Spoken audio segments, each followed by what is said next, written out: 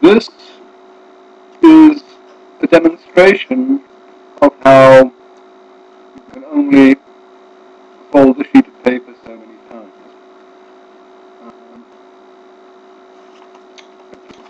Here we go.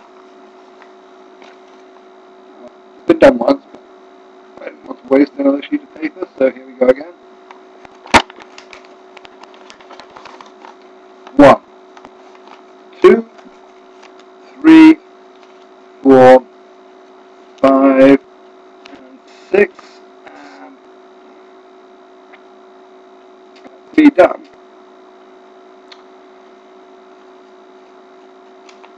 And my theory is that as you can only fold a sheet of paper 6 times,